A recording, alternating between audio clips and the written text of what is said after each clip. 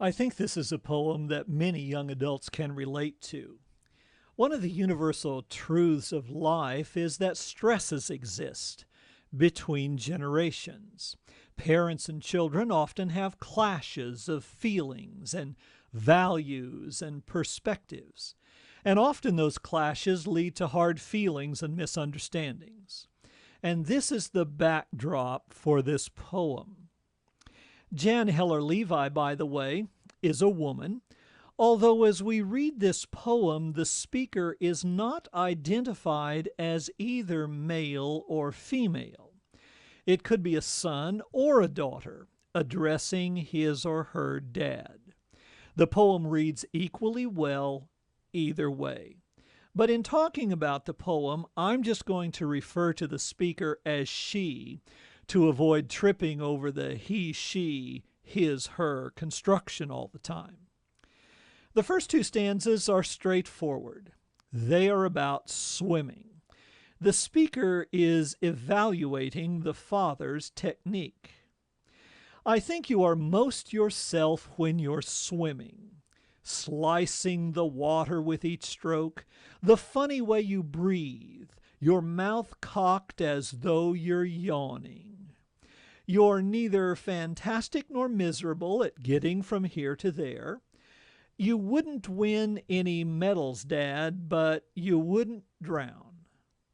Well, that's a pretty objective, but also a pretty generous assessment of the father's swimming ability. It's in the third stanza that the sauce begins to thicken in this poem.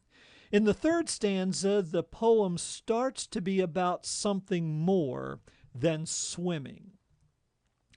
I think how different everything might have been had I judged your loving like I judge your side stroke, your butterfly, your Australian crawl. You know, the poet Marie Howe, whom we will read later in the term, talks about the power of silences in a poem, the power of what's between the lines but not actually stated. That's kind of a hard thing for most students to get their heads around, but I think we see an example of it here. Look at that phrase, how different everything might have been. That phrase suggests that all was not well between the speaker and the father. It suggests a relationship that has been ruptured. I think of how different everything might have been. Now, a poem is not a novel, so we don't need the details spelled out and analyzed for us. But because we've lived in the same world as the poet, experienced these clashes between parents and teenagers, because we understand the clashes in value systems between generations, we as readers can bring a lot to that phrase. I think how different everything might have been. Most of us could apply that very phrase to parts of our lives.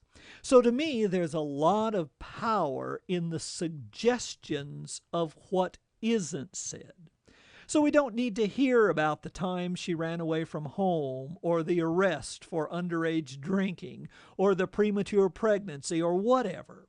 She doesn't have to spell it out. We know what kinds of things she might be referring to. But note as the poem goes forward, the pronoun I becomes really important. The poet focuses on herself. The poet says things would have been different had I judged differently, had I thought differently. And that's a sign of maturity. So we sense as readers that the poet speaking to us in the poem has grown up, matured, reached new and deeper insights.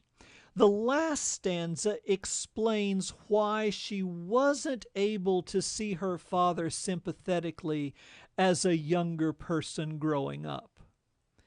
But I always thought I was drowning in that icy ocean between us. I always thought you were moving too slowly to save me when you were moving as fast as you can. So we go from pretty straightforward images in the first couple of stanzas of swimming to an image of drowning in the last. But remember, the sauce has really thickened by this point. It's not literal drowning, but a metaphorical one. Once again, there's a lot suggested in the silences here. The poet, as teenager or young adult perhaps, was drowning in anxiety, in stress, maybe in feelings of being alone and unloved. You know how that is.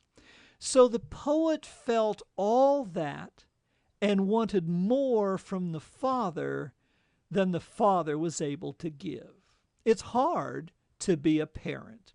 It's hard, especially for fathers sometimes, to show emotion. Now, looking back on it, the poet can see that her father was doing the best he could. And while he wasn't great, he wasn't terrible either. Finally, I particularly like the phrase, icy ocean between us. The word icy suggests the coldness and frigidity that undoubtedly characterized their relationship. And of course, an ocean is a wide, wide thing. And it surely felt to the poet that there was a great gulf between her and her father. And probably the father felt the same thing. It's a really nice poem, I think.